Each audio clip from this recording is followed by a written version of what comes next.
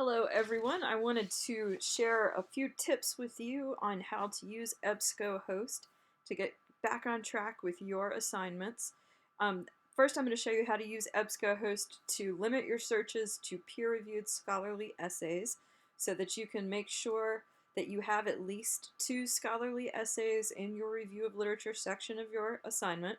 And then the second thing I'm going to do is I'm going to show you how to use EBSCOhost to find out what the works cited entry and therefore the in-text citation should be for these scholarly sources and make things a little bit easier. So as you guys can see, I'm on the library homepage. You can just go to seattlecentral.edu and look for the library link and the quick links at the top, and you will find this page. And then what you need to do is click Articles and Databases, and then you need to find EBSCOhost, which is this link right here. Make sure that you are either on campus or logged in with your student ID number. Okay, so for the first thing I'm going to do is I'm going to search for a scholarly essay.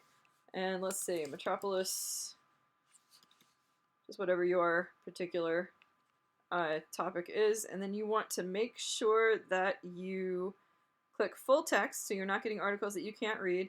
And then you want to make sure that you're limiting it to scholarly peer-reviewed journals right here. That is the magic button.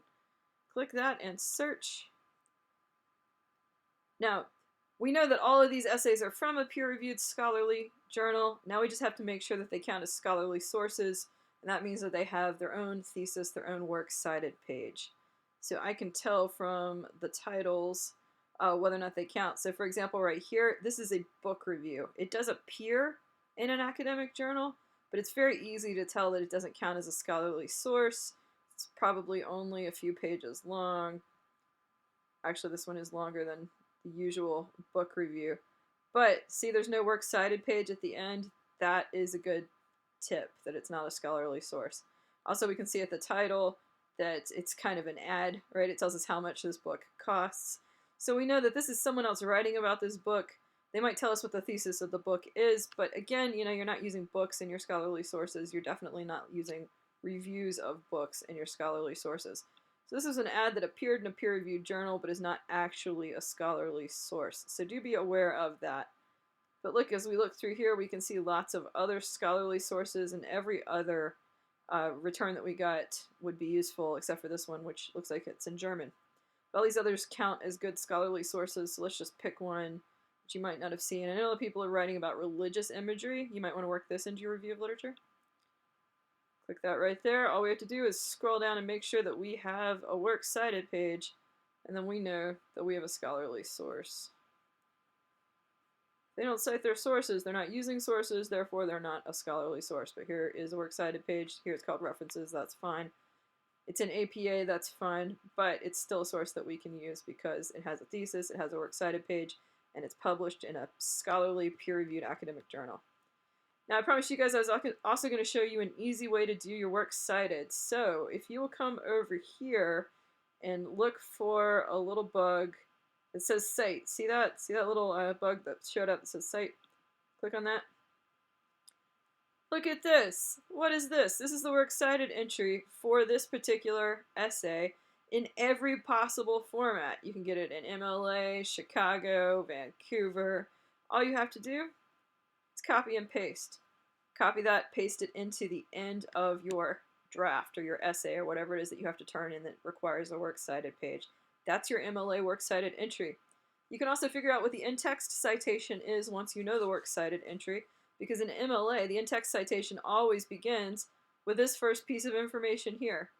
So for example, without even looking at the source, just by looking at the works cited MLA, I can tell that the citation for this in-text is going to be Ward, and then whatever page the quote appears on. Page 140 is where this starts, so that means the quotes in this essay don't actually even line up with their works cited entry. But if we look at the essay, we can see that there are pages printed on it. So any quote that I use is going to have a page number on it. So if I quote page 214, then my in-text citation would be Ward 214. Now I'm wondering why They're listing Jeffrey Richards as the author here, and then Graham Ward in the works cited. That's interesting. Let's see, maybe there's a bug in the software. Yeah, it looks like there is. Not clear who Graham Ward is. Oh, I know what it is, because this is not the same essay as this one.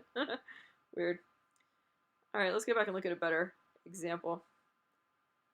See what happened here? The PDF is opening up an essay that is not the promised essay. Let's look at one I know works. A lot of people are using this essay. This one has HTML full text. We can still get the works cited this way. Scroll down to MLA. There's our works cited. We'll just copy and paste that into our paper. We know the last name of the author, so that's going to be in the in-text citation. Whenever we quote this, we'll use his last name, Dalgenes. It looks like this has some page numbers on it. However, the format that we encountered it in is just one long stream of HTML text, which means we don't have page numbers in the source as we looked at it. So what do we do in that case? We do not provide page numbers. So the in-text citation for this would only be the last bit of info in the works cited entry, which is here, in this case, the author's last name. Very, very seldom will you see a peer-reviewed article that does not list an author. Maybe the works cited, then the entry would start with the title. And then guess what's your in-text citation? The title, because the title, if there is no author, the title would be the first thing in the works cited entry. And that's how MLA in-text citation works. Let's look at one more example.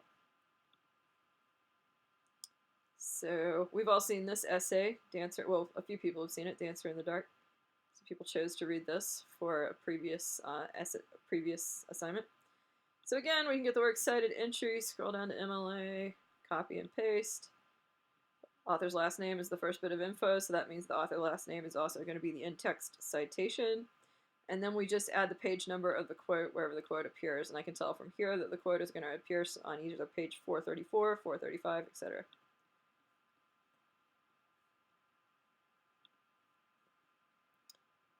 So that's how you do MLA in-text citation easily through the EBSCOhost database. There is one other thing that you can do to make your life easy on the library homepage.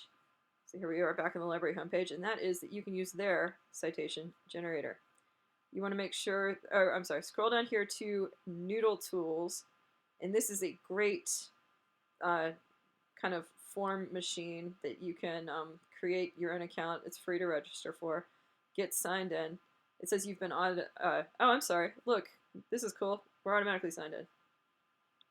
We just have to enter our, I don't know. Huh. You've been automatically authenticated. Great. I'm not sure why they're not letting me in. I'll try my employee ID number. Nope. Okay, well they've changed all this. Forget what I'm saying about Noodle Tools. This used to be great. Maybe if you're on campus you can sign into it. But you can use a you can use a citation generator like Noodle Tools. That is fine. There's one online called Easy Cite that I would avoid. It's often buggy. But these are usually a good way to figure out your citations. You just plug the information in and choose the citation format you want, and it'll spit out your citations as well. Please just don't use the Microsoft Word citation generator because it is not ever correct. There is an MLA style guide at the top of our syllabus that goes over all these formats, and then also here's a handout that goes over these formats as well. But honestly, I would just make my life easy. You've only got primary sources, which are easy to cite by just using the name of the source in the sentence. In Metropolis, blah, blah, blah, and that's how you cite a primary source. With scholarly articles, just use the database to cut and paste that information directly into your paper. And don't forget to limit your searches to scholarly. Let me know if you have any questions, and good luck writing.